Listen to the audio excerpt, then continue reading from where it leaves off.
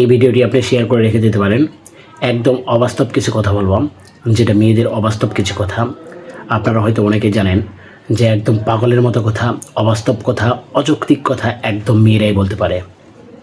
সেটা হচ্ছে কোনো ফ্রেন্ড সার্কেলের মধ্যে দেখা হচ্ছে কয়েকজন মিলে এক জায়গায় ঘুরতে গিয়েছে। তো সেখানে দেখা যায় প্রত্যন্ত গ্রাম অঞ্চলে ঘুরতে গিয়েছে, হয়তো ছেলে মেয়ে কয়েকজন মিলে। তো সেখানে গিয়ে সেখানে একটা দোকান ছিল, সেখানে শুধু রং চা আর বাসি বিস্কিট পাওয়া যাবে।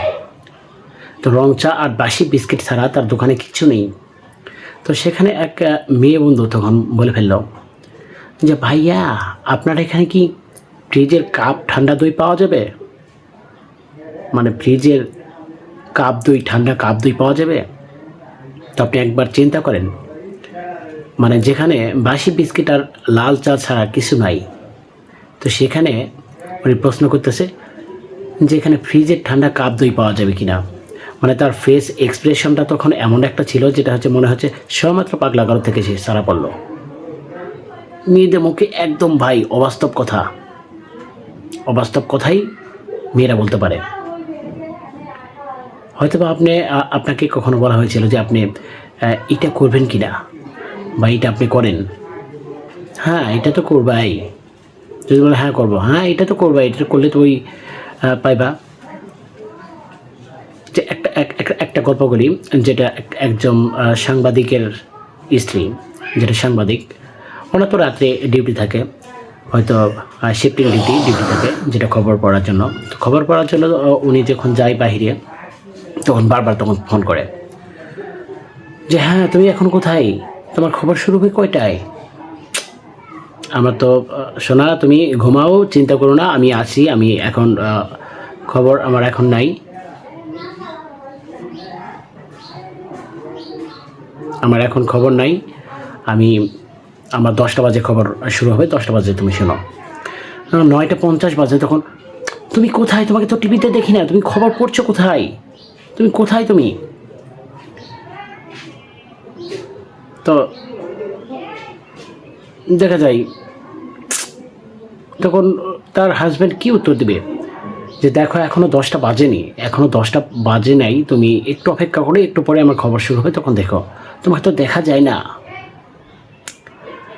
মানে উনি রাত খবর পড়বে, ওটা দেখবে যে আমার হাজব্যান্ড আসলে সে খবর পড়ছে কিনা, মানে সেটা দেখার জন্য টিভির সামনে বসে আছে।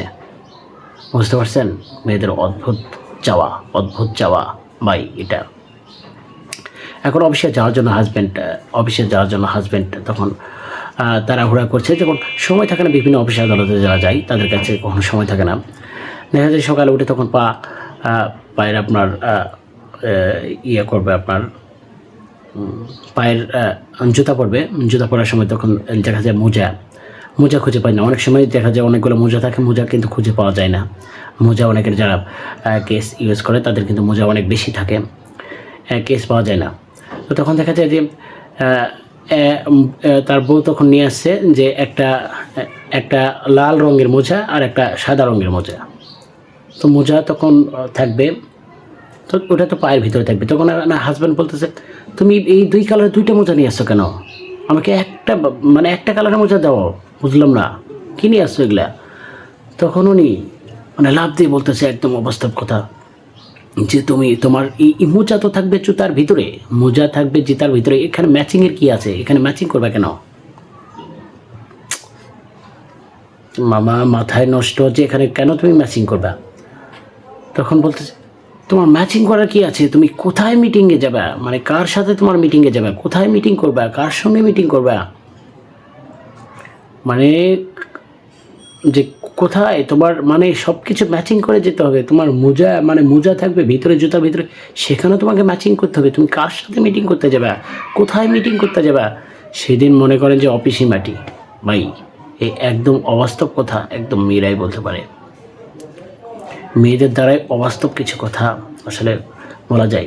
অফিস শেষে মনে করেন যে বাসায় হাজব্যান্ড গেছে, যে অমুকের দেখা যায় যে করিম চাচার ছেলে অমুকের সঙ্গে অ্যাফেয়ার ছিল, অমুকের সাথে ছেড়ে আরেকজনের কাছে গেছে, তার হাজব্যান্ড অমুকের সঙ্গে চ্যাটিং করেছে,